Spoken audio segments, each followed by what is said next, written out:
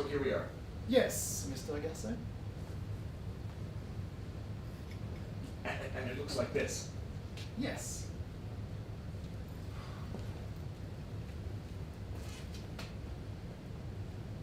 Second Empire furniture, I observe.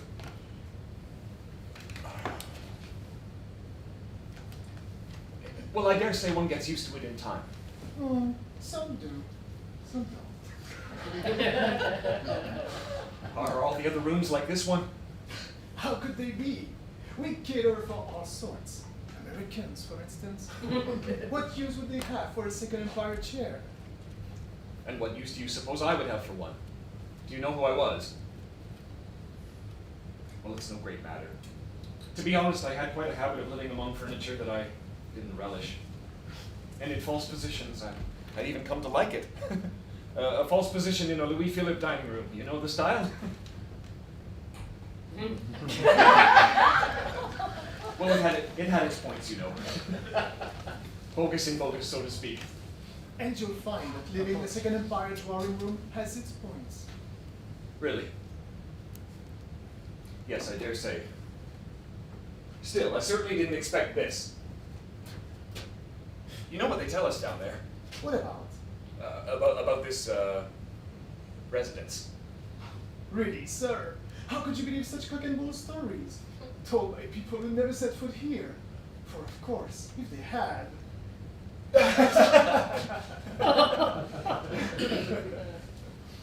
Oh, but I say, where are the instruments of torture?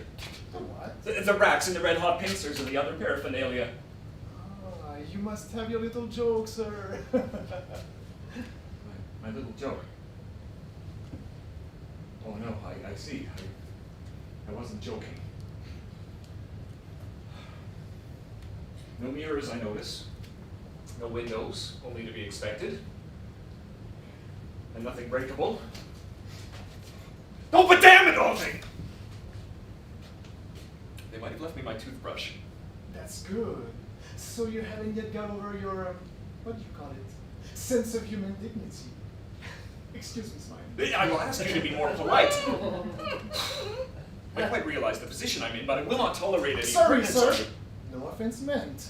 But all of our guests ask me the same questions. Silly questions, if you'll pardon me saying so. Where's the torture chamber? That's the first thing they ask, all of them. They don't bother their heads about the bathroom requisites, that I can assure you. But after a bit, when they've got their nerve back, they started about their toothbrushes and whatnot. Good heavens, Mr. Gassin. Can't you use your brains? What, I ask you, would be the point of brushing your teeth?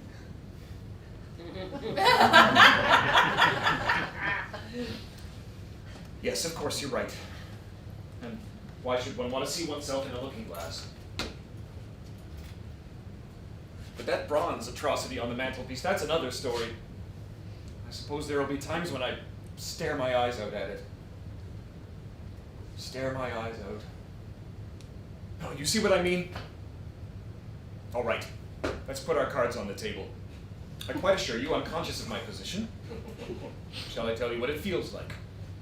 A man's drowning, choking, sinking by inches until only just his eyes are above the surface of the water, and what does he see? But a bronze atrocity by, what's that fellow's name? Barbetienne? A collector's piece, as in a nightmare. That's all part of their idea, isn't it? No, I suppose you're under orders not to answer questions. And I won't insist. But don't forget, my man, I've a good notion of what's coming to me. I won't have you boasting that you've caught me off my guard. I'm facing the situation. Facing it.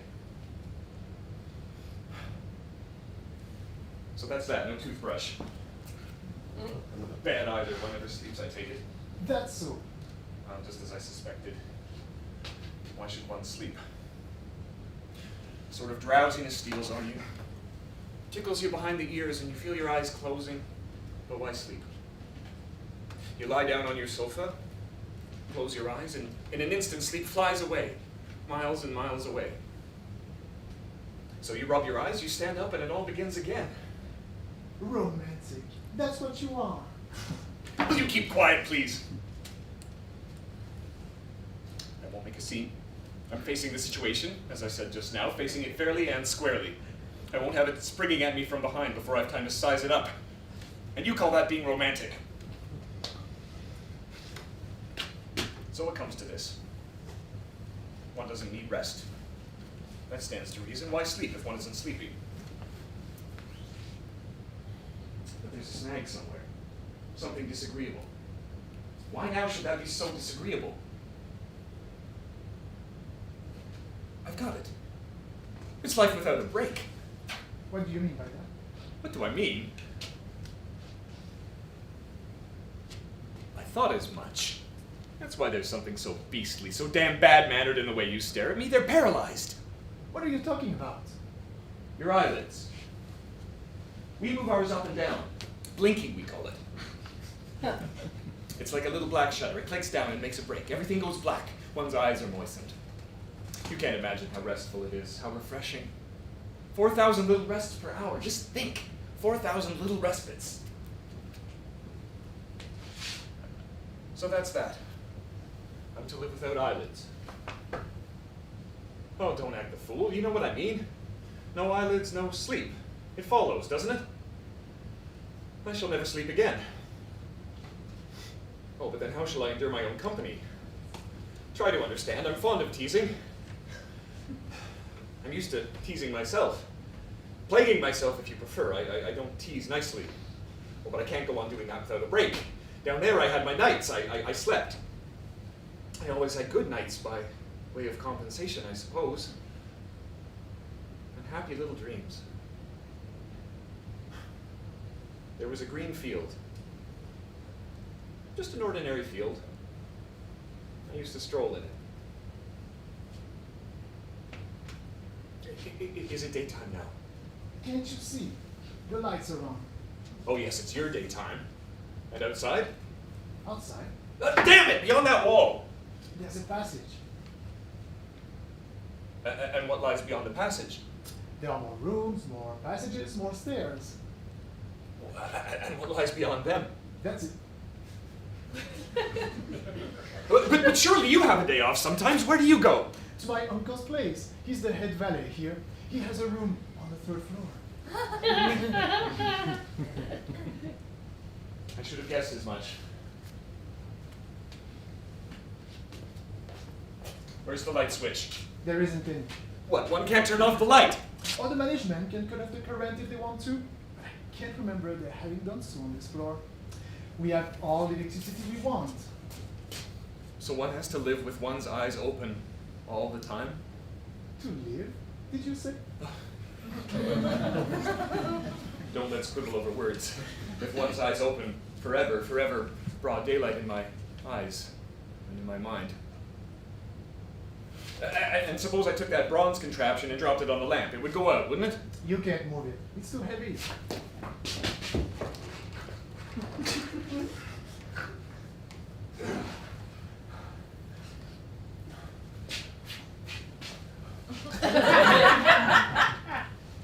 You're right, it's too heavy. Very well, sir. If you don't need me anymore, I'll be off. What, you're going? Wait. That's a bell, isn't it? And if I ring it, you're bound to come? Well, yes, that's so. In a way. But you can never be sure about that bell. There's something wrong with the wiring. It doesn't always work.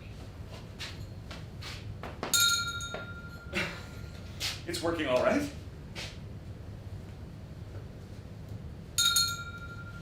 So it is. But I wouldn't count on it too much if I were you. It's capricious. I really must go now. Yes, sir? No, never mind.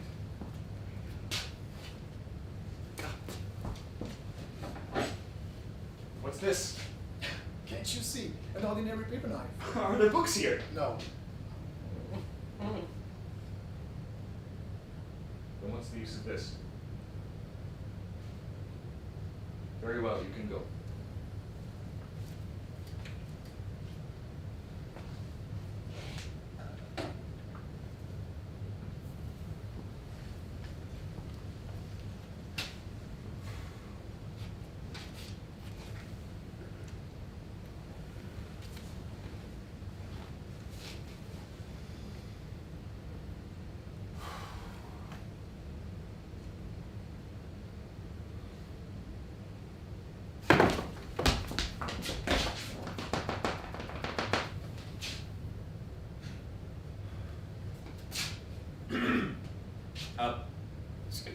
Excuse me. Excuse me? Hello? Sir? Sir, excuse me.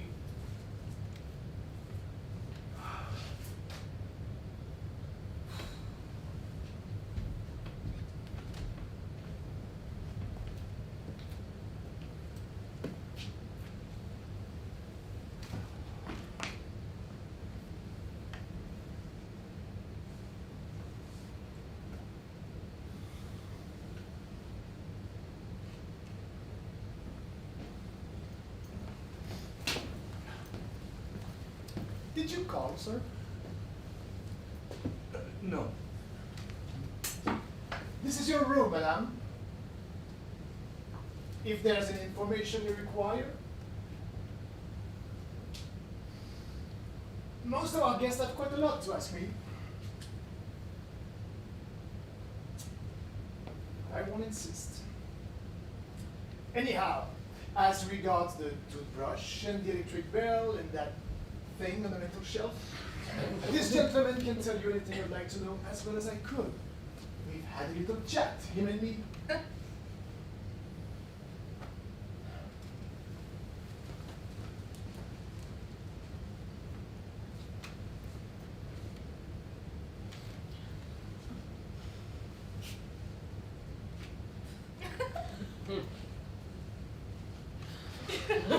Where's Florence? Didn't you hear? I asked you about Florence. Where is she? I haven't an idea. Uh-huh. So that's the way it works, is it? Torture by separation? Well, as far as I'm concerned, you won't get anywhere. Florence was a tiresome little fool, and I shan't miss her in the least. I beg your pardon, but who do you suppose I am? You? Why, the torturer, of course. That's a good one. Too comic for words. I, the torturer. So you came in here, had a look at me, and thought I was one of the staff. Of course. It's that silly fellow's fault. He should have introduced us. My name is Joseph Gassin, journalist and man of letters, and as we're both in the same position, so to speak, I might ask yours, Mrs. Not Mrs. I'm unmarried. Right. Well, that's a start anyway. Well, now that we've broken the ice, do I really look like a torturer to you? And how does one recognize torturers when one sees them? Evidently you have some ideas on the subject. They look frightened. Frightened? Of whom should they be frightened? Their victims? Laugh away, but I know what I'm talking about. I've often seen my face in the glass. In the glass? Oh, how beastly of them. They've removed everything in the least bit resembling a glass. Anyhow, I can assure you, I'm not frightened. Not that I take my position lightly, I realize the gravity only too well. But I'm not afraid. That's your affair.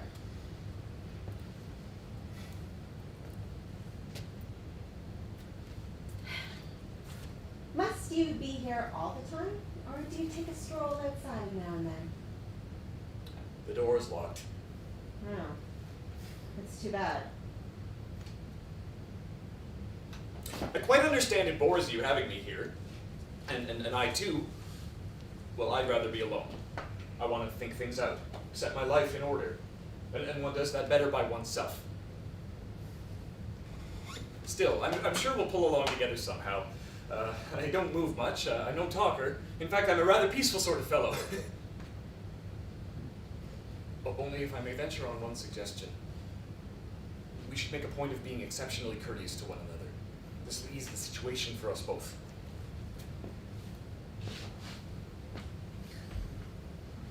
I'm not polite. Then I must be polite for two.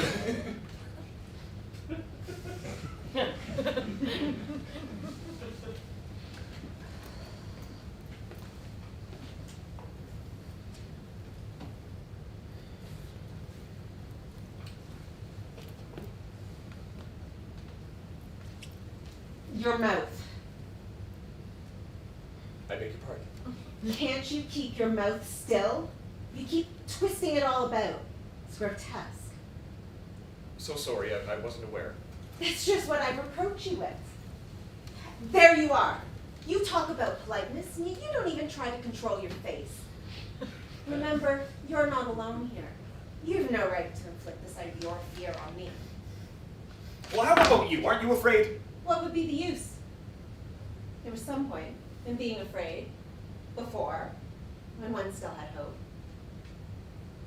Hope? There's no more hope. But it is still before. We haven't yet begun to suffer. That's so.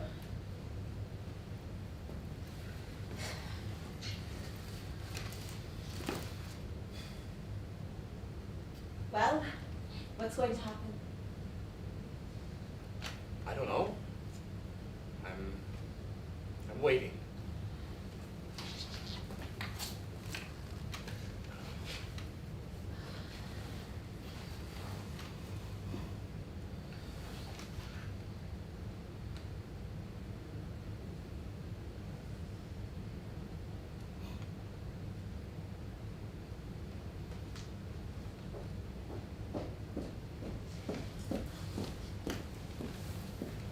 No, don't look up. I know what you're hiding in your hands. I know you've no face left.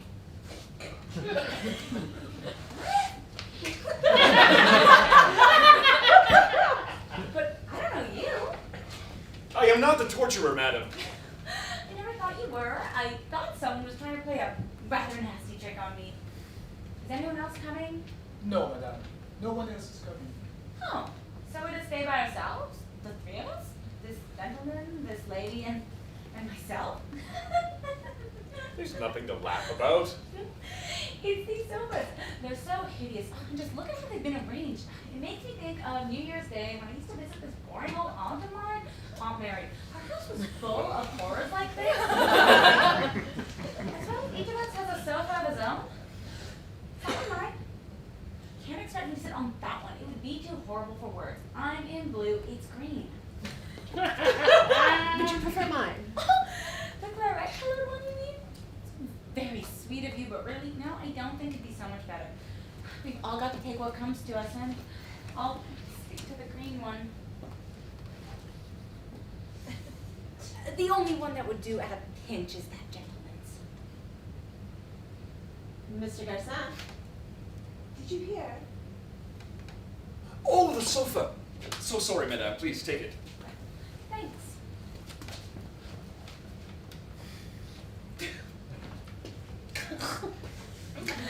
Well, seeing as we're to live together, we may as well introduce ourselves. My name's Rigaud, Estelle Rigaud. And I'm Inez Serrano. Very pleased to meet you. Joseph Garcin.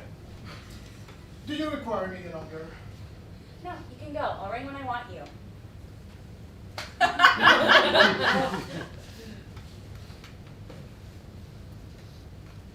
You're very pretty. I wish we had some flowers to welcome you with. Flowers. Oh, yes, I loved flowers. Only they fade so quickly here, wouldn't they? It's so stuffy. Well, the great thing is to keep as cheerful as we can. Don't you agree? Of course, you two are. Yes, last week. And what about you? And quite recent, yesterday. As a matter of fact, the ceremony's not quite over yet. The wind is blowing my sister's veil all over the place. She's trying her best to cry. Oh, come on, dear, make another effort. That's better. 2 tears. 2 little tears are twinkling under the black veil. Oh, what a sight Olga looks this morning. She's holding my sister's arm, helping her along. She's not crying, and I don't blame her. Tears always mess up one's face, don't you agree? Olga was my bosom friend, you know? And did you suffer much? I was only half conscious mostly. What was it? Pneumonia. It's over now. They're leaving the cemetery. Quite a crowd they are. Goodbye. Goodbye. My husband stayed at home, prostrated with grief. Poor man. How about you? The gas stove. And you, Mr. Garcia? 12 bullets through my chest. Sorry, I fear I'm not good company among the dead. Please, let's not use that word. It's so crude. In terribly bad taste, really, and it doesn't mean much. Somehow I feel we've never been quite so much alive as we are now. If we absolutely have to mention this state of things, I suggest we refer to ourselves as, absentees. Have you been absent for long? About a month. And where do you come from? From Rio. I'm from Paris. Have you anyone left down there? Yes, my wife.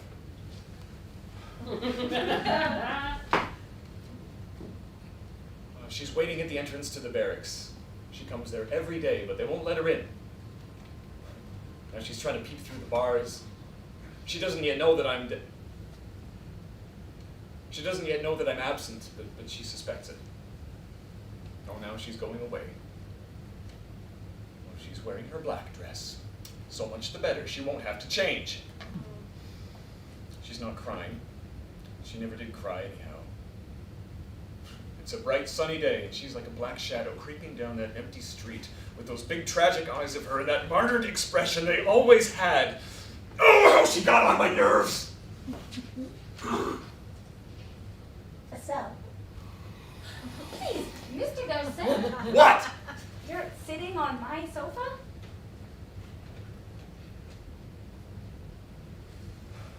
I beg your pardon. You look so far away. Sorry I disturbed you. I was setting my life in order. You may laugh, but you would do well to follow my example. Oh, no need. My life's in perfect order. It tidied itself up nicely of its own accord. So I needn't bother about it now.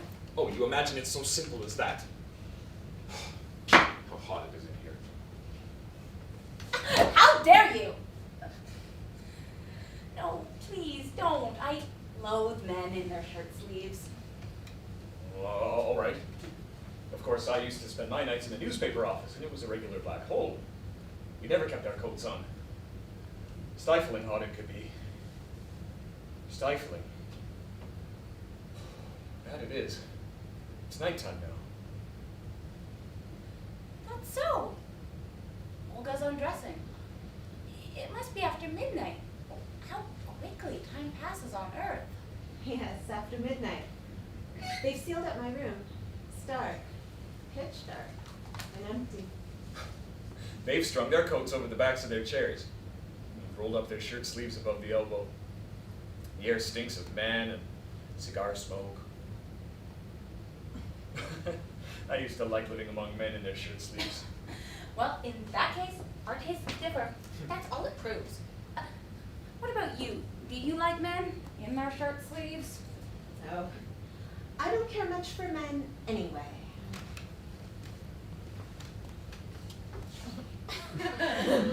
Really, I can't imagine why they put the three of us together. It doesn't make any sense. What's that you said? I'm looking at you two and thinking we're to live together, and it's absurd.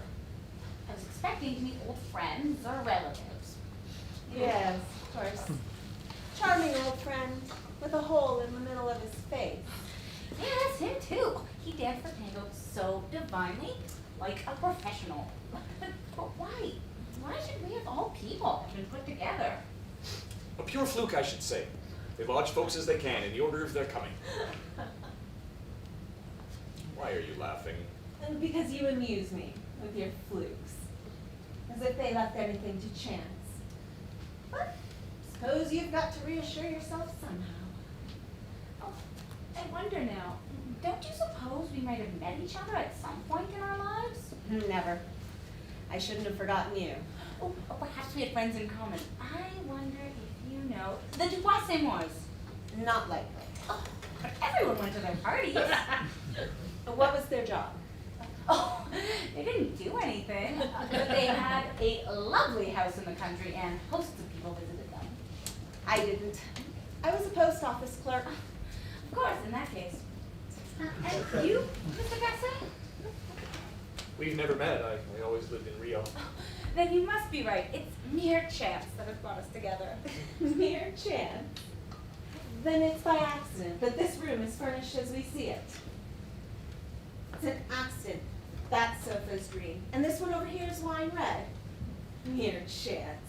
We'll just try to shift the sofas and you'll see the difference quick enough. And what about this ornament on the mantelpiece? Do you suppose it's here by accident?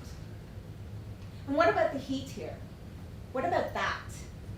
I tell you, they thought it all out, down to the last detail.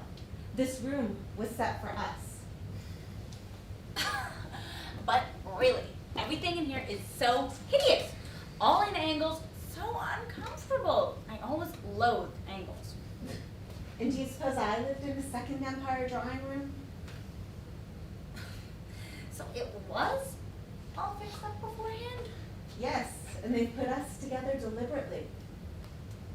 Then it's not mere chance that you precisely are sitting opposite me? But what can be the idea behind it? Ask me another. I only know they're waiting. I could never bear the idea of anyone's expecting something from me. It always made me want to do just the opposite. Then do it. Do it if you can. You don't even know what they expect. It's outrageous. So something's coming to me from the two of you? Something nasty, I suppose. There are some faces that tell me everything right away. Yours don't convey anything. Oh, look here, why are we together? You've given us quite enough hints, you might as well come out with it. But I know nothing, absolutely nothing about it. I'm as much in the dark as you are. We've got to know. If only each of us had the guts to tell. To tell what? Estelle, what have you done? I mean, why have they sent you here? That's just it. I haven't the notion. Not the foggiest. In fact, I'm beginning to think there must have been some sort of ghastly mistake.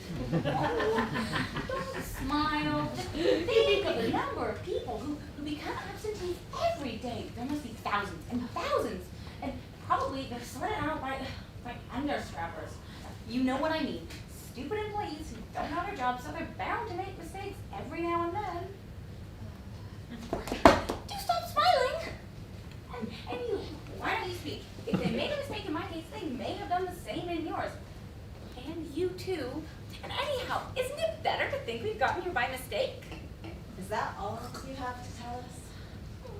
What else should I tell? Nothing to hide. I lost my parents when I was a kid. We were terribly poor, and I had my young brother to bring up. So, when an old friend of my people asked me to marry him, I said yes. He was very well off and quite nice. My brother was a very delicate child who needed all sorts of extra attention, so really that was the right thing for me to do, don't you agree? My husband was old enough to be my father, but for 6 years we had a happy married life. Then, 2 years ago, I met the man I was fated to love. We knew it the moment we set eyes on each other. He asked me to run away with him, and I refused. Then I got pneumonia, and it finished me. That's the whole story. No doubt by certain standards I did wrong to sacrifice my youth to a man nearly 3 times my age. Do you think that could be called a sin? No, certainly not. Now tell me, could it be called a crime to stand by one's principles? Of course not. Surely no one could blame a man for that. Wait a bit. I ran a pacifist newspaper, and then war broke out. What was I to do? Everyone was watching me, and they were wondering, will he dare? Well, I dared. I folded my arms and then I went shopping. But had I done anything wrong? Wrong. On the contrary, you were a A hero. And what about your wife, Mr. Garcin? That's simple. I rescued her from the gutter. You see? Yes, I see. Look here, what's the point of play acting? Trying to throw dust in each other's eyes. We're all tarred with the same brush. How dare you? Yes, we are criminals, murderers. All 3 of us. We're in hell, my pets. They don't make mistakes. And people aren't damned for nothing. Stop, for heaven's sake. In hell, damned souls. That's us. All 3 agree. Oh, keep quiet. I forbid you to use such disgusting words. Damned soul. That's you, my little plaster saint. And ditto our noble friend there, the noblest of pacifists. We've had our pleasure, haven't we? There have been people who have burned their lives out for our sakes. We chuckled over it. So now it's time to pay the reckoning. Oh, will you keep your mouth shut, damn it! Well, well. Now I understand. I know why they put the three of us together. I advise you to think twice before you say any more. Wait, you'll see how simple it is. Childishly simple. Obviously, there are no physical torments. You agree, don't you? And yet we're in hell. And no one else will come here. We'll stay in this room, the three of us, forever and ever. In short, there's someone absent here. The official torturer? Yes, I noticed that. It's obvious what they're after. Simple economy of manpower. Or devil power, if you prefer. The same ideas in the cafeteria, where customers serve themselves. Whatever do you mean? I mean that each of us will act as the torturer of the two others. No. No, I will never be your torturer. I wish neither of you any harm, and I have no concern with you, none at all. So the solution's easy enough. Each of us must stay in his or her own corner and take no notice of the others. You hear? Oh. You hear? And I hear. Like soldiers at our posts. Oh, also, we must not speak. Not one word. That shouldn't be difficult. I mean, we all have plenty of material for self-communings. Why, I think I could spend 10,000 years with only my thoughts for company. Have I got to keep silent too? Yes. And that way we'll work out our salvation, staring into ourselves, never raising our heads. Agreed? Agreed. I agree. Well then. Goodbye.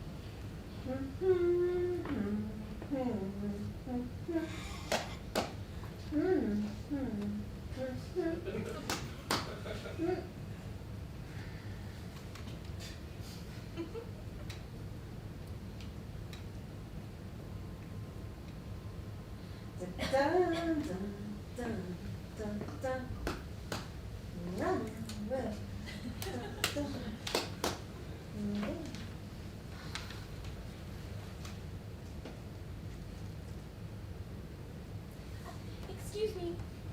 Have you a glass? Any sort of glass. A pocket mirror would do. Even if you won't speak to me, you might at least lend me a glass. Don't worry. I have a glass in my bag. It's not here. They must have taken it from me at the entrance. How tiresome. What's the matter? I feel so queer. Don't you ever get taken that way? When I can't see myself, I begin to wonder if I really and truly exist. I pat myself just to make sure, but it doesn't help much. You're lucky. I'm always conscious of myself. In my mind. Painfully conscious. Yeah, in your mind, but everything that goes on in one's head is so terribly vague, isn't it? Makes one want to sleep. I've 6 big mirrors in my room at home. There they are. I can see them now. They don't see me. reflecting the carpet, the window, the settee. Oh, but how empty it is. A glass in which I'm absent. Whenever I talk to people, I always made sure I had one nearby, and somehow it kept me alert, seeing myself as others saw me.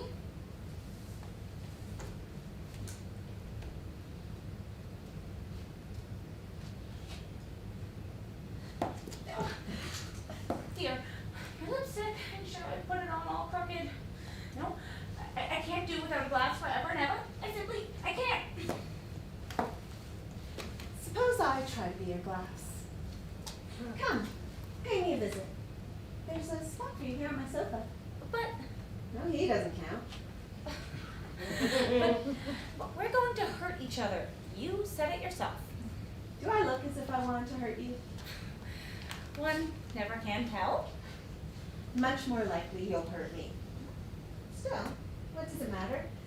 If I've got to suffer, it might as well be at your hands. Your pretty hands. Come. Sit. Closer. Now look into my eyes. What do you see? Oh, I'm there. Oh, I'm so tiny. I can't see myself. But I can. Every inch of you. And now go on. Ask me questions. I'll be as candid as any looking glass. Mr. Grisson, sure our chatter isn't bothering you? Don't worry about him. As I said, he doesn't count. Go ahead. Are my lips all right? No, they're a bit smudgy. I thought as much. Luckily, no one's seen me. I'll try again. There. No. Follow the line of your lips. Wait, here. Let me guide your hand.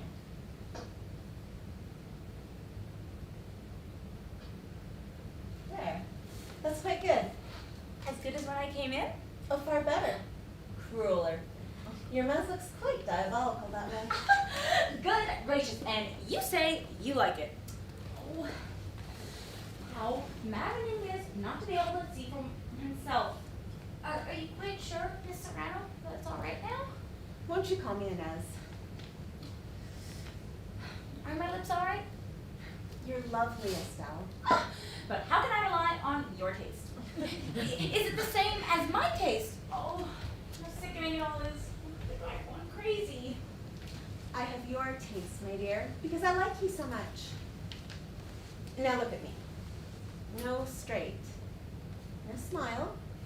There. I'm not so ugly either. Am I not nicer than your glass? I don't know. You scare me. Rather, my reflection at home never used to do that. Of course, I knew it so well, like something I had tamed. I'm going to smile, and my smile will sink into your pupils, and heaven knows what it will become. And why shouldn't you tame me? Listen, I want you to call me Inez. We must be great friends. I don't make friends with women very easily. Not with postal clerks, you mean? Oh, hello. What's that nasty red spot at the bottom of your cheek? A pimple? A pimple? Where? There. You know how they catch larks? With a mirror? Well, I'm your lark mirror, my dear, and you can't escape me. There isn't any pimple. Not a trace of one. So what about it? What if the mirror started telling me lies? Or suppose I covered my eyes, as he is doing, and refused to look at you. All that loveliness of yours would be wasted on the desert air. No, don't be afraid. I can't help but looking at you. We must be great friends, and I'll be very nice to you, ever so nice, only you must be nice to me too. Are you really attracted by me? Very much indeed. I wish he'd noticed me though. Of course, because he's a man. You've won. But look at her, damn it. Don't pretend. You haven't missed a word of what we've said. Quite so. Not a word. But I stuck my fingers in my ears, and your voices thudded in my head, silly chatter! Now will you leave me in peace, you two? I am not interested in you. Not in me, perhaps. But how about this child? Aren't you interested in her? Oh, I saw through your game. You got up on your high horse just to impress her. I asked you to leave me in peace! There was someone talking about me in the newspaper office, and I want to listen. And if it'll make you any happier, I've no use for this child, as you call her. Thanks. I didn't mean it. You cad. So that's that. You know I begged you not to speak. It's her fault. She started it. I didn't ask anything of her, and she came and she offered me her glass. So you say. But all the time you were making up to him, trying every trick in the book just to catch his attention. Well, why shouldn't I? But you're crazy, both of you! Don't you see where this is leading us? For pity's sake, keep your mouths shut!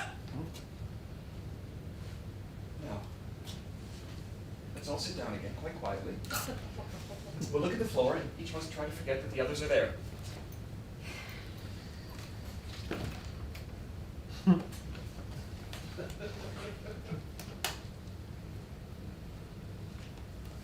To forget about the others?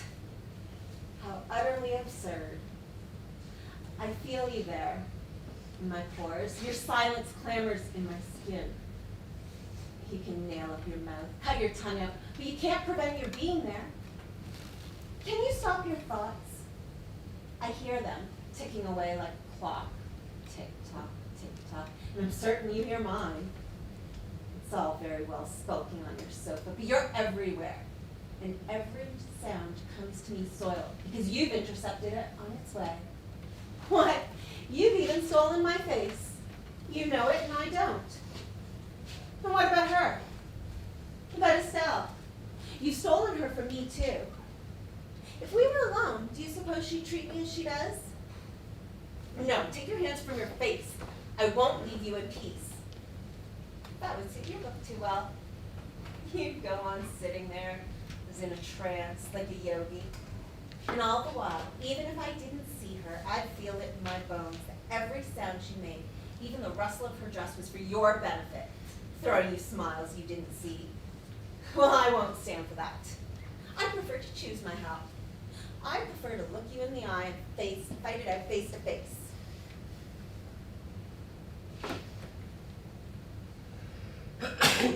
Very well. I suppose it was bound to come to this. We were easy game and they knew what we were about. Oh, if they had put me in a room with men. Men can keep their mouths shut.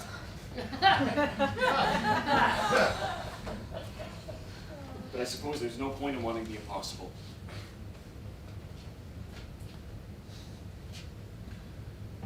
So, I attract you, little girl. Seems you were making eyes at me. Don't touch me. Why not? We might anyhow be natural. You know, I used to be mad about women, and some were fond of me. So we might as well stop posing. We've nothing to lose. Why bother about politeness and decorum? We are between ourselves, and presently we shall be naked. As newborn babes. Oh, let me be. As newborn babes. All I asked for you was peace and a little silence. I stuck my fingers in my ears. Gomez was spouting away as usual, standing in the middle of the press room with all the pressmen listening in their shirt sleeves. I tried to listen, but it wasn't too easy. Things on Earth move so quickly, you know. And now it's over. He's finished talking, and what he thinks of me has gone back inside his head. But we've got to see it through somehow. Naked as we were born, so much the better. I want to know whom I have to deal with. You know already. There's nothing more to learn. You're wrong. So long as each of us hasn't made a clean breast of it, whether they damned him or her, we know nothing. Nothing that counts. And you, young lady, you shall begin. Why? Tell us why. If you're frank, it might save us from disaster. I already told you, I haven't a notion. They wouldn't tell me why. That's so. They wouldn't tell me either. But I have a pretty good idea. Perhaps you're shy of speaking first. Right, I'll lead off. I am not a very estimable person. No need to tell us that. We already know you were a deserter. Leave that be. It's only a side issue. I am here because I treated my wife abominably. That's all. For 5 years. Naturally, she's suffering still. There she is, the moment I mention her. It's Gomez that interests me, and it's she that I see. Now, where's Gomez got to? 5 years. There! They've given her back my things. She's sitting by the window with my coat over her knees, the coat with the 12 bullet holes. The blood's like rust now. A little brown ring around each hole. Quite a museum piece, that coat. Scarred with history. And I used to wear it. Fancy. Now, can't you shed a tear, my love? Surely you'll squeeze one out? At last? No? You can't manage it?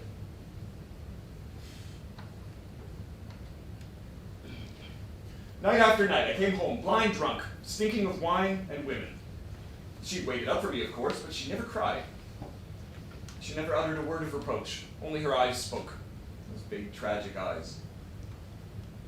I don't regret anything. I must pay the price, but I shall not whine. Oh, it's snowing in the street now. The moment you cry, confound you!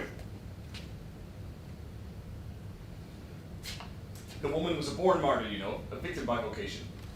Why did you hurt her like that? It was so easy. A word was enough to make her flinch. She was like a sensitive plant. I'm fond of teasing, you know. I watched and waited, but never a tear, never a protest. I picked her up out of the gutter, you understand. And now she's stroking the coat. Her eyes are closed and she's feeling with her fingertips the bullet holes. What are you after? What do you expect? I tell you, I regret nothing.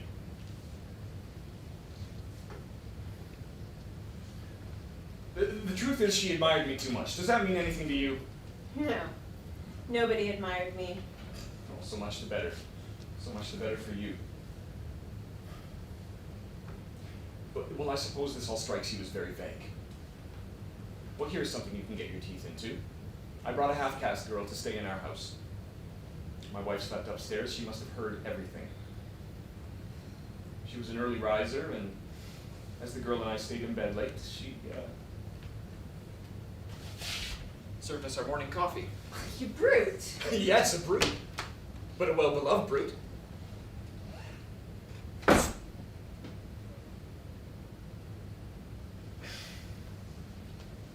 No, it's only Gomez, and he's not talking about me. What were you saying? Oh, yes, a brute, of course. Else why should I be here? Your turn. Well, I was what some people down there called a damned bitch. Damned already. So there's no surprise being here. What, is that all you have to say? No. There was that affair with Florence. A dead man's tale, with 3 corpses to it. He to start with, then she and I. So there's no one left. I've nothing to worry about. It was a clean sweep. Only that room. I see it now and then, empty, with the doors locked. No, they've just unlocked them. To let. There's a notice on the door. That's too ridiculous. 3 deaths, you said? 3. 1 man, 2 women? Yes. Well, well. Did he kill himself? He? No, he hadn't the guts for that. Still, we'd given him every reason. We led him a dog's life. As a matter of fact, he was run over by a tram. Silly sort of end. I was living with them. He was my cousin.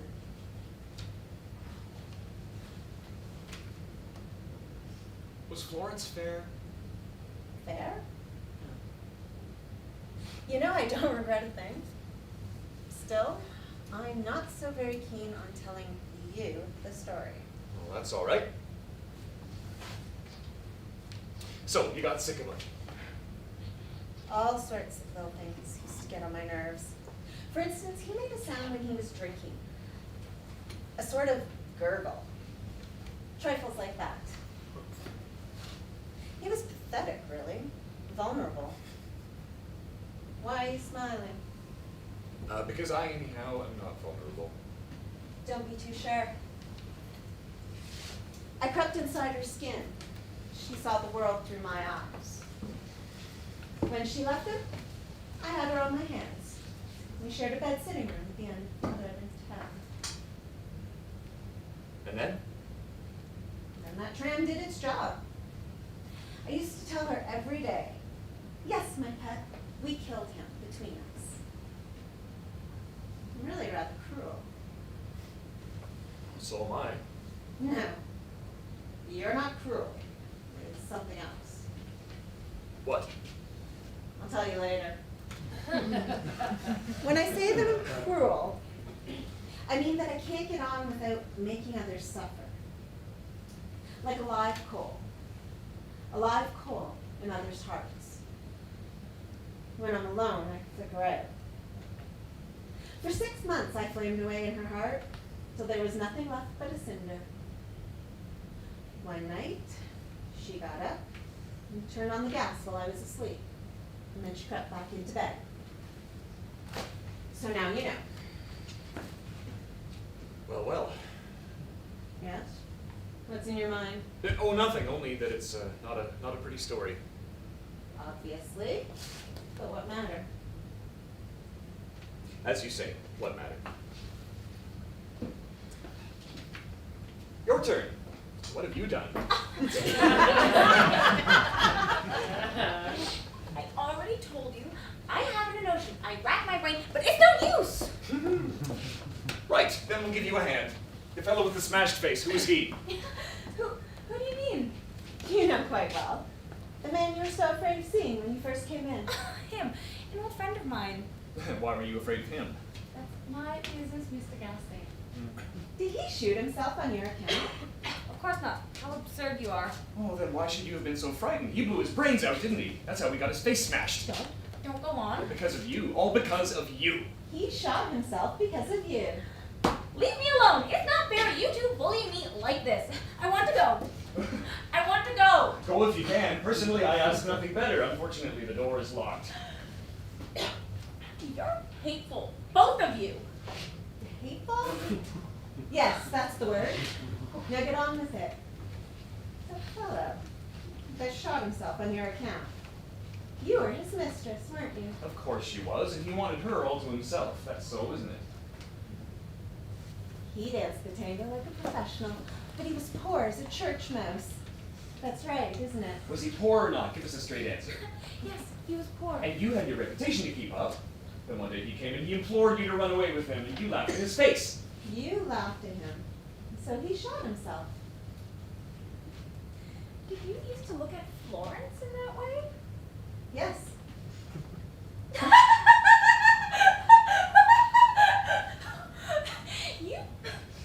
You've got it all wrong, you two. He wanted me to have a baby. So there. Well, and you didn't want one? I certainly didn't, but the baby came. Worse luck. I went to Switzerland for 5 months. No one suspected a thing. It was a girl. Roger was with me when she was born. It pleased him to no end having a daughter. Didn't please me. And then? There was a balcony overlooking the lake. I brought him a big stone. Roger could see what I was up to, and he kept on shouting, Estelle, for God's sake, don't. I hated him then. He saw everything. He was leaning over the edge of the balcony as the ripples spread across the water. Yes. And then? Well, that's all. I went back to Paris, and he did as he wished. You mean he blew his brains out? It was absurd of him, really. My husband never suspected a thing. How I love you. Nothing doing. Tears don't flow in this place. I'm a coward. A coward.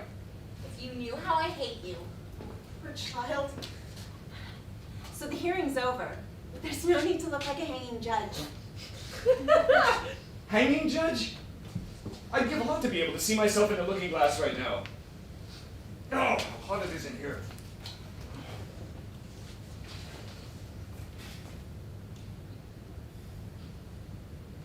Sorry. Don't bother. You can stay in your shirt sleeves. As things are.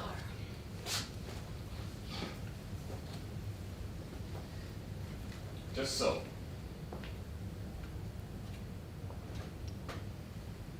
You mustn't be angry with me, Estelle. I'm not angry with you. And what about me? Are you angry with me? Yes. Well, Mr. Garson, you have us in the mood, all right. Do you understand things any better for it?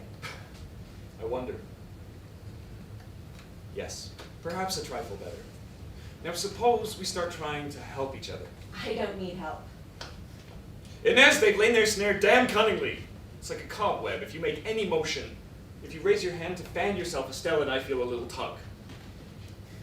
Alone, none of us can help himself or herself.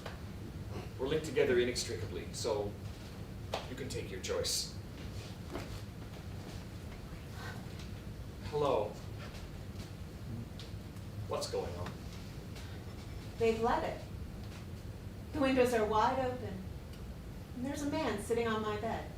My bed, if you please. They've let it. Let it. Step in, make yourself at home, you brute. There's a woman there, too. She's going up to him, putting her hands on his shoulders. That's my room. My room.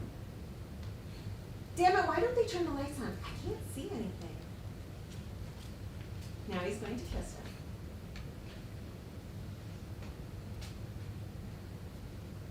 Yeah, I can't see anything. I can't hear him.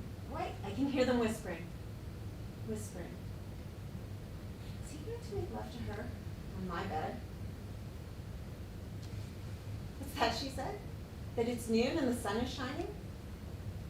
He must be going blind. Blacked out. I can't see a thing. I'm done with the earth, it seems. No more alibis for me. Feel so empty, desiccated, really dead at last. All of me's here, in this room.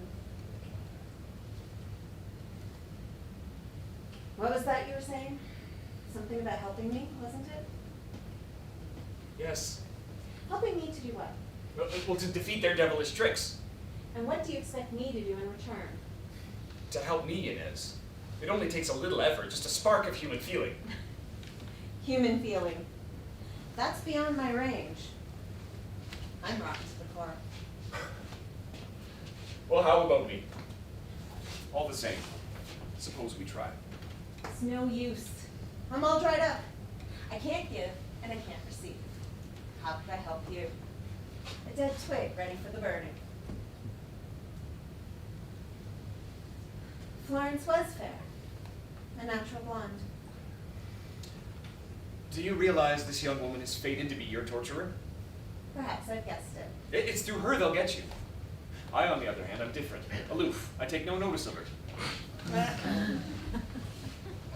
Suppose you did have a try. Yes. It would. It's a trap, and they're waiting to see if you'll fall into it. I know. And you're another trap. Do you think they haven't foreknown every word you say? And of course there's a whole nest of pitfalls we can't even see. Everything here is a booby trap. But what do I care? I'm a pitfall too. For her, obviously. And perhaps I'll catch her. You won't catch anything. We're chasing after each other round and round in a vicious circle like the horses on a roundabout. It's all part of their plan, of course. Just drop it, Inez. Open your hands and let go, or you're going to bring disaster on all three of us. Do I look the sort of person who lets go? I know what's coming to me. I'm going to burn, and it's going to last forever.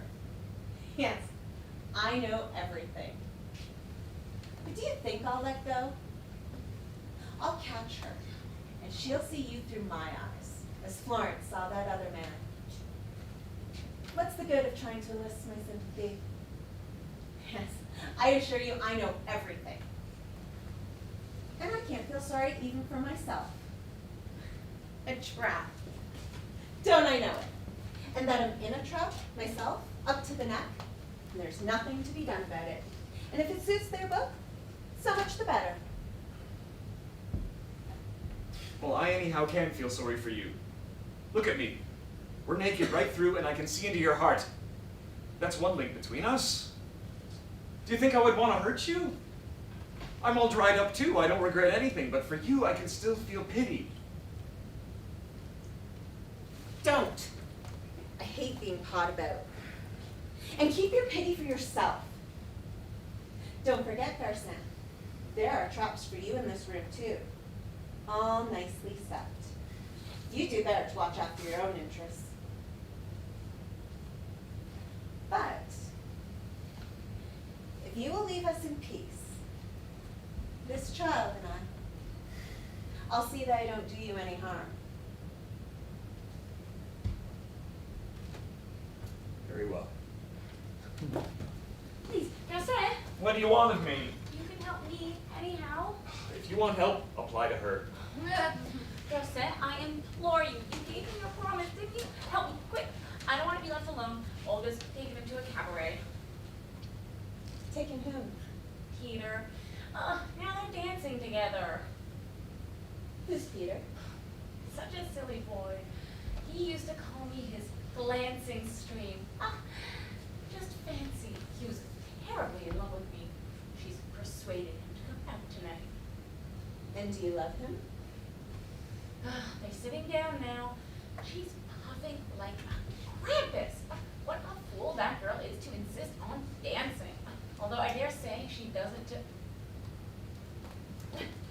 No, of course, I don't love him. He's only 18, and I'm not a baby snatcher. Then what matter? Why bother about them? What difference does it make? He belonged to me. Nothing on earth belongs to you anymore. I tell you, he was mine. All mine. Yes, he was yours. Once. But now, try to touch him. Try to make him hear. Olga can talk to him as much as she likes.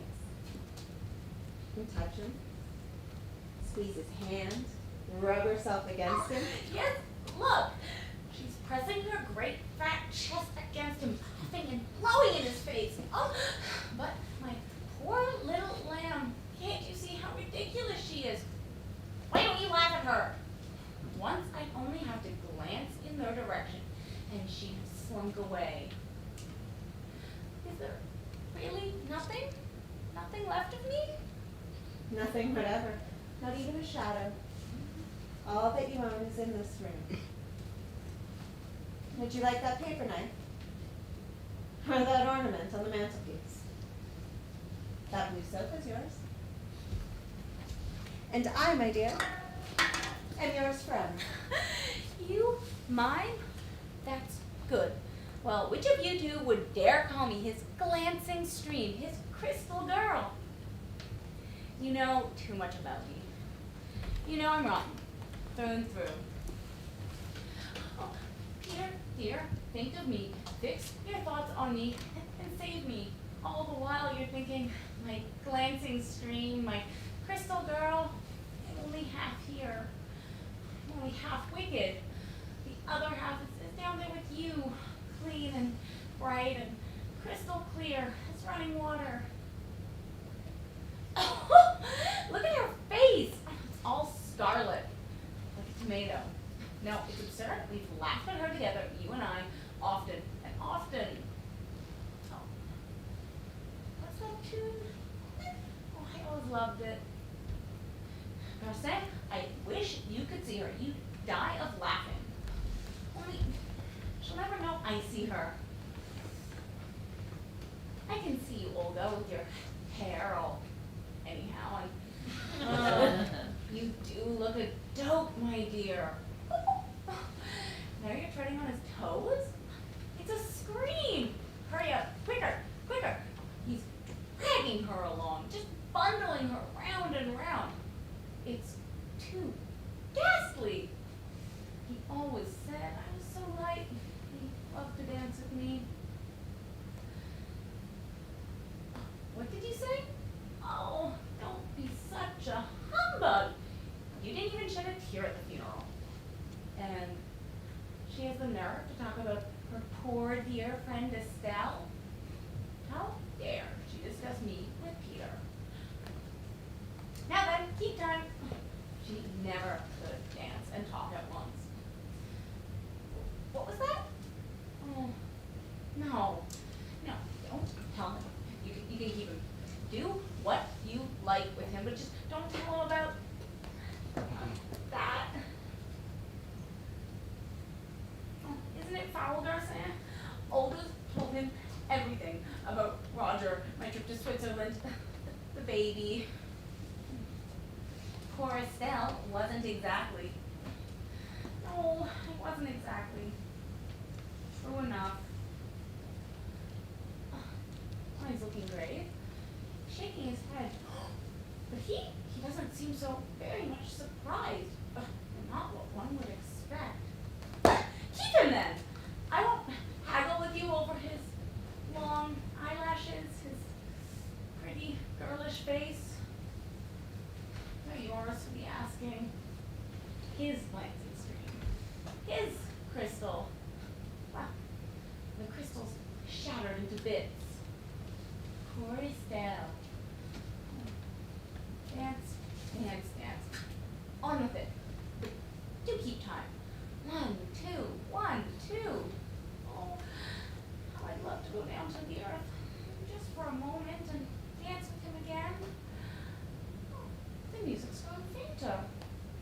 They've turned out the lights as they do for a tango. But why are they playing so softly? Louder, please. I can't hear. It's so far away. I can't hear a sound. Oh, all over. It's the end. The earth has left me. Oh, no, don't turn from me, please. Take me in your arms. Now then, Garcin. It's to her you should say that. No, don't turn from me, please. You're a man, aren't you? And surely I'm not such a fright as all that.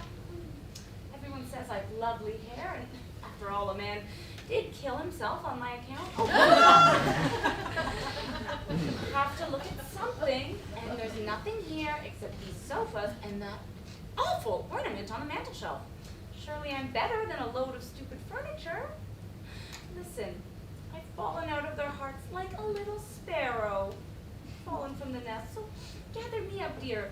Fold me to your heart, and you'll see how nice I can be. I tell you, it's to that lady you should speak. To her? She doesn't count. She's a woman. Well, I don't count. Is that what you think? My poor little fallen nestling. You've been sheltering in my heart for ages, even though you didn't know it. But don't be afraid. I won't stop looking at you. I'll stare at you forever and ever, without a flutter of my eyelids. And you'll live in my gaze like a mote in the sunbeam.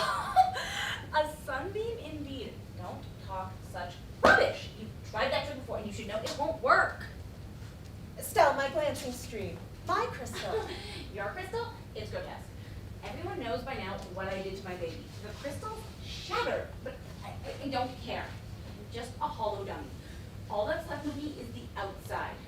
But it's not for you. Come to me, Estelle. You shall see yourself however you want to. A glancing stream, a muddy stream. And deep down in my eyes, you'll see yourself just as you want to be. Leave me in peace. You haven't any eyes. Damn it, is there nothing I can do to be rid of you? I have an idea. There! Garcin, you shall pay for this.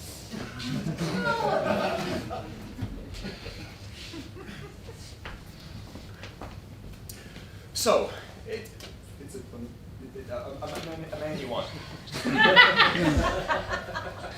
just any man, you. Oh, humbug now. Any man would do your business, and as I happen to be here, you want me, right? Mind, I'm not your sort at all. I'm not a young nincompoop, and I don't dance the tango. I'll take you as you are. Perhaps I'll change you. Oh, I doubt it. I have a lot of other things to think about. What things? Oh, they wouldn't interest you. Then I'll sit on your sofa and wait for you to take some notice of me. I promise not to bother you at all. Oh, that's right. Fawn on him like the silly bitch you are. Grovel and cringe. And he hasn't even good looks to commend him. Don't listen to her. She has no eyes, no ears. She's nothing. I'll give you what I can. And it doesn't amount to much. And I shan't love you. I know you too well. Do you want me anyhow? Yes. I ask no more. Well, in that case. Estelle Carson, you must be going crazy. You're not alone. I'm here too.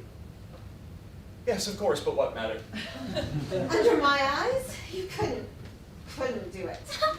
Why not? I often undressed with my maid looking on. Oh, let her alone. Don't touch her with your dirty man's hands. Now you take care. I'm no gentleman, and I've no compunctions about striking a woman. But you promised. You promised me. I'm only asking that you keep your word. Well, why should I? Considering that you were the first to break our agreement. Very well. Have it your own way. I'm the weaker party here, 1 against 2. So carry on. But I'm watching you, Garcin. I shan't turn my eyes away. Every time you're kissing her, you'll feel them boring into you. So carry on. Have it your own way. We're in hell. My turn will come. Now then. Your lips. Give me your lips. Really? Didn't I tell you to ignore her? Oh, no. It's only Gomez. He's back in the press room. They've shut all the windows. It must be winter down there. 6 months since I... Well, I warned you I'd be absent-minded sometimes, didn't I? They're shivering. They've kept their coats on. Funny they should be feeling the cold like that when I'm feeling so hot. Oh! This time he's talking about me. Is it going to last long? You might at least tell me what he's saying. Nothing. Nothing worth repeating anyway. He's a swine, that's all. A goddamn bloody swine!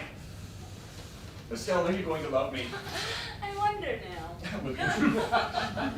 Will you trust me? What a quaint thing to ask, considering you'll be under my eyes the whole time. And I doubt I've much to fear from Ned, so far as you're concerned. Obviously. I was thinking of another kind of trust. Oh, talk away, you swine! I'm not even there to defend myself. Estelle, you've got to give me your trust. Oh, what a nuisance you are. I'm giving you my mouth, my arms, my whole body. And everything could be so simple. My trust? Well, I haven't any to give, and you're making me terribly embarrassed. You must have something pretty ghastly on your conscience to make such a fuss about me trusting you. Well, babe, you shot me. I know, because you refused to fight. Well, why shouldn't you? I didn't exactly refuse. I must say, he talks well. He makes out a good case against me. But he never says what I should have done instead. Should I have gone to the general and said, "General, I decline to fight"? A mug's game. They'd have promptly locked me up. I wanted to show my colors, you understand, my true colors. So I took the train. They caught me at the frontier. Where were you going? Well, to Mexico. I meant to start a pacifist newspaper down there. Well, why don't you speak?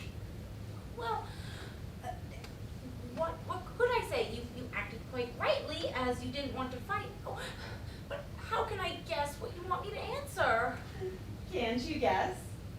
Well, I can. He wants you to tell him that he bolted like a lion. For bolt he did, and that's what's biting him. Bolted. Went away. We won't quarrel over words. Oh, but you had to run away. They'd have sent you to jail if you had stayed, wouldn't they? Of course. Well, Estelle, am I a coward? How could I say? I can't put myself in your skin. You must decide for yourself. No, but I can't decide. Try to remember. Surely you had reasons for acting as you did. I had. Well?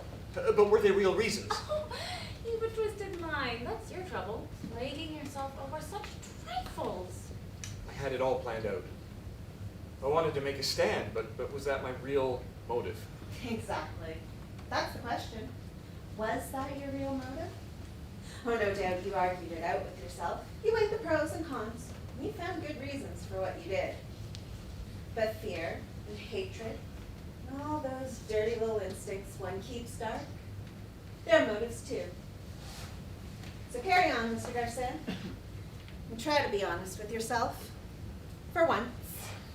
Do I need you to tell me that? Day and night, I paced myself from the door to the window, from the window to the door.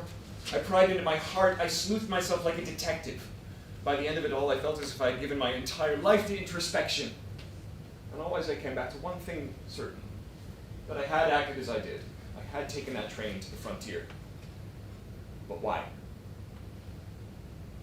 Finally, I thought,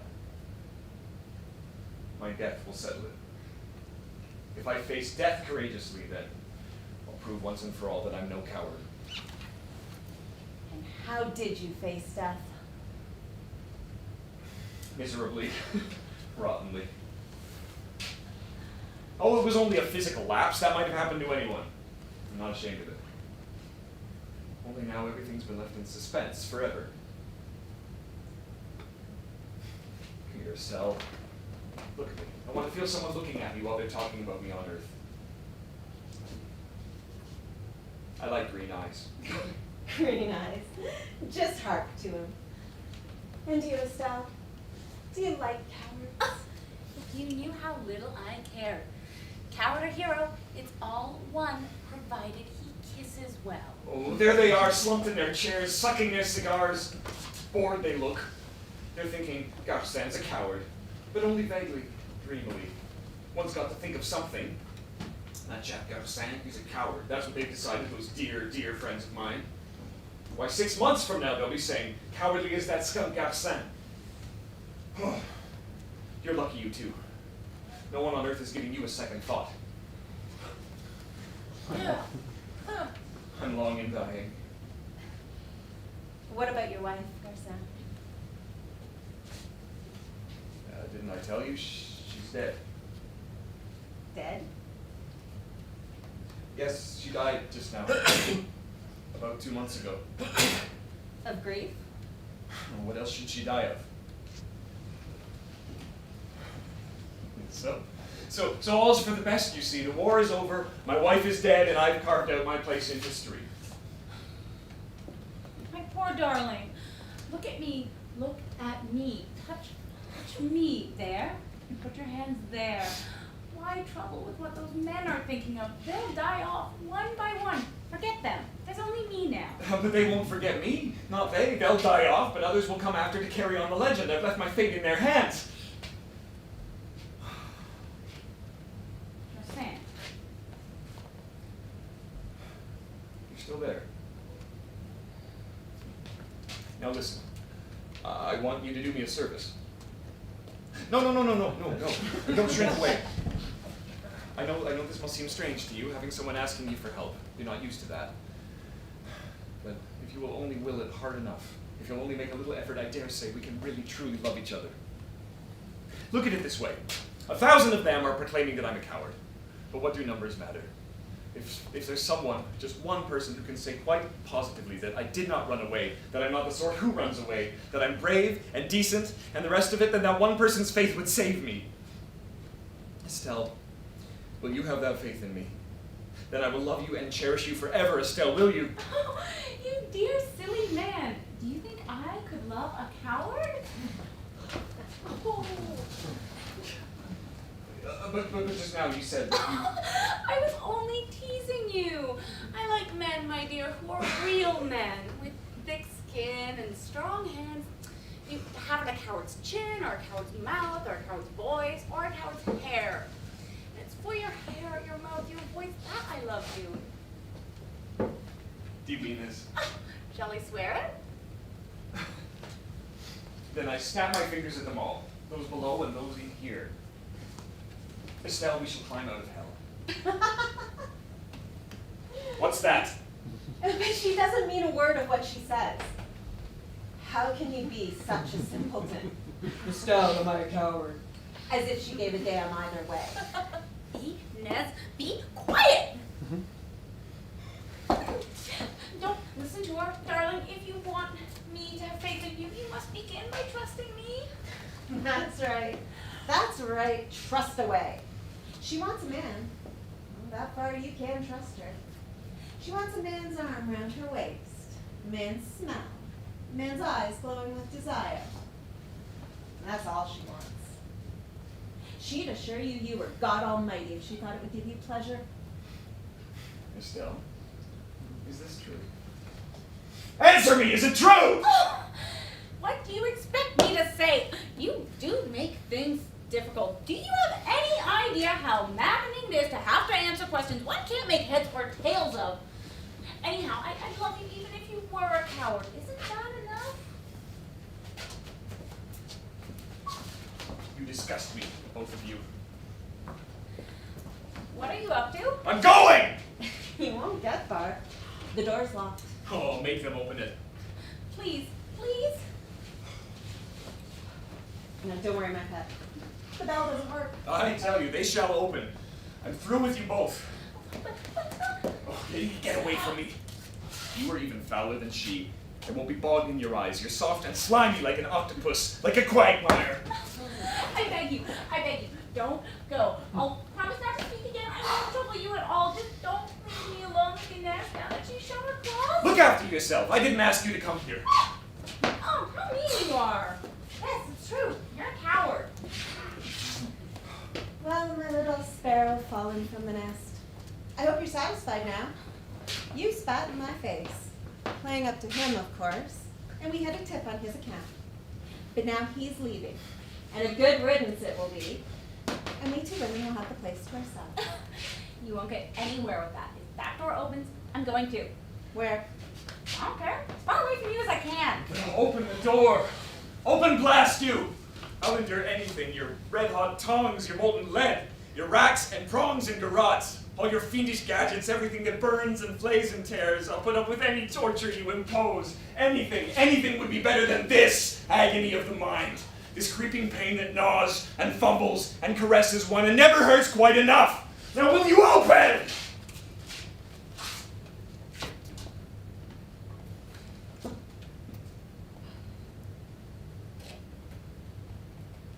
Well, Sam. You're free to go. Now, I wonder why that door opened. No. What are you waiting for? Hurry up and go.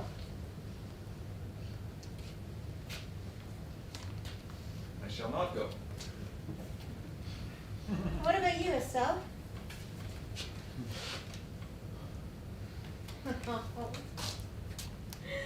What shall it be? Which of the three of us shall leave? The barrier's down? What are we waiting for? Oh, but what a situation. It's a scream. We're inseparables. Inseparables? Guys, quick, lend a hand. We'll push her out and shut the door behind her. No. That'll teach her a lesson. No, Estelle, I beg you, let me stay. I won't go. Not into the passage, I won't go. Let go of her. Oh, you're crazy. She hates you. It's because of her that I'm staying.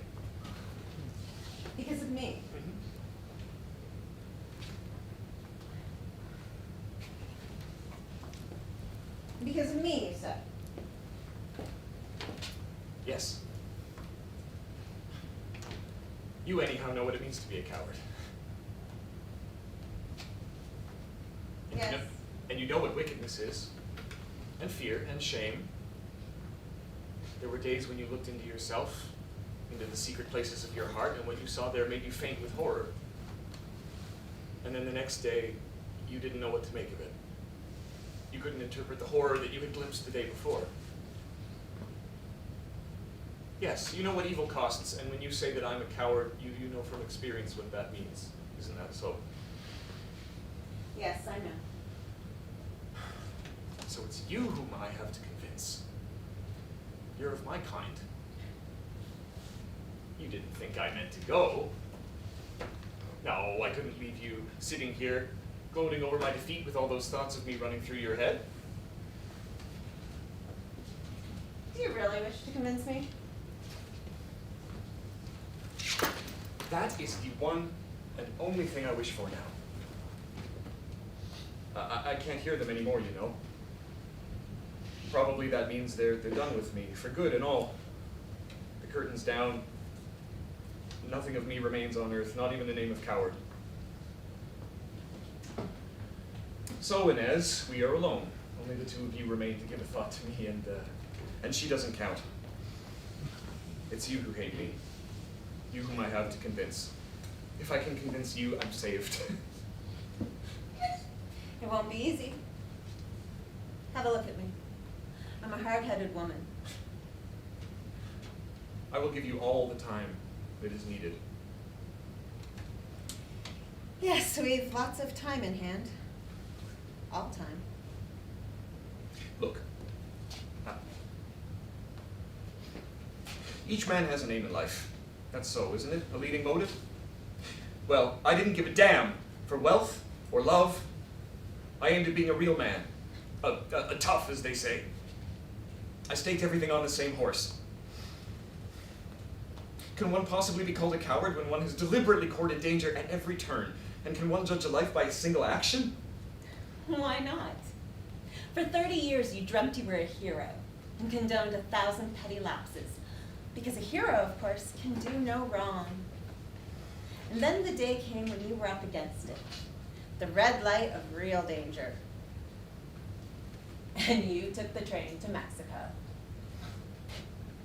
I dreamt, you say? It was no dream. When I made my choice, it was deliberate. A man is what he wills himself to be. Prove it. Prove it was no dream. It's what one does that proves what one's made of. I died too soon. I wasn't allowed time to do my deeds. One always dies too soon. Or too late. And yet one's whole life is complete at that moment. With a line drawn neatly underneath for summing up. You are your life and nothing else. Oh, what a poisonous woman you are! With an answer for everything. Oh, now then. Dollar's hard. Shouldn't be too hard convincing me. Pull yourself together, man. Rake up some arguments.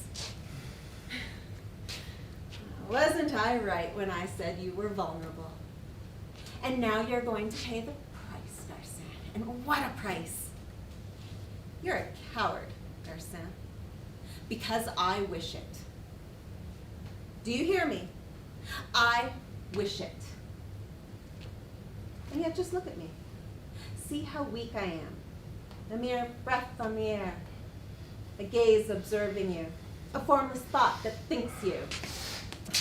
They're open now. Those coarse, large man's hands. But what do you hope to do with them? You can't throttle thoughts with hands. So you've no choice. You must convince me. And you're at my mercy. Garcin! What? Prevent yourself! How? Kiss me, darling. Then you'll hear her squeal. That's right. I'm at your mercy, Inez, but you're at mine as well. Oh, you coward, you weakling, running to women to console me. Squeal away, Inez. Squeal away. What a lovely pair you make. If you could see his big paw splayed against your back, rucking up the skin, creasing the silk. Be careful though. He's perspiring. His hand will leave a blue stain on your dress. Squeal away, Inez. Squeal away! Oh, hug me tight, darling. Tighter still. That'll finish her off. And a good thing, too. She's right, Garcia. So carry on with it. Press her to you till you feel yourselves melting together to a warm lump of throbbing flesh. Love's a grand solace, isn't it, my friend? Deep and dark as sleep. But I'll see that you don't sleep. Don't listen to her. Press your lips to my mouth. I'm yours, yours, yours. Well, what are you waiting for? Do as you're told. What a lovely scene. Coward Darcin holding baby killer Estelle in his manly arms. Make your stakes, everyone. Will Coward Darcin kiss the lady, or won't he dare? What's the betting? I'm watching you, Garcin. Everybody's watching. I'm a crowd all by myself. Do you hear the crowd? Do you hear the muttering, mumbling, and muttering? Coward. Coward. Coward. That's what they're saying. There's no use trying to escape. I'll never let you go. What do you hope to gain from her silly lips? Forgetfulness?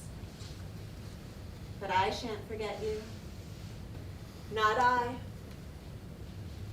It's I you must convince. So come to me. I'm waiting. Come along now.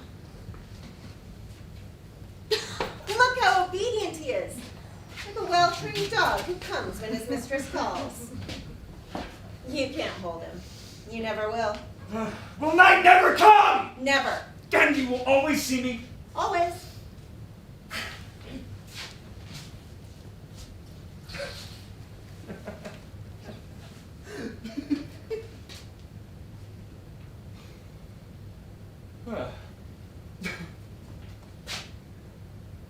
This bronze. Yes. Now's the moment.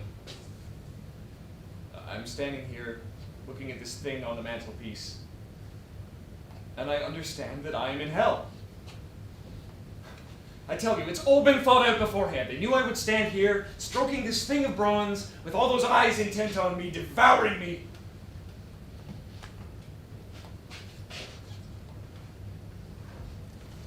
Just the two of you. I thought there were more. Many more. So this is hell! I would never have believed it! You remember everything that we were told about the torture chambers and the fire and the brimstone and the burning marl. It's old wives' tales. There's no need for red-hot pokers. Hell is other people. My darling, please. No. I cannot love you when she's watching. She's between us. Right. Well, in that case, I'll stop her watching. You crazy creature. What do you think you're doing? You know quite well I'm dead. Dead. Dead. Dead. Dead. Knives, poison, ropes, all useless. It has happened already. Do you understand? Once and for all. So here we are. Forever. Forever! Oh my God, how funny! Forever! Forever and ever and ever!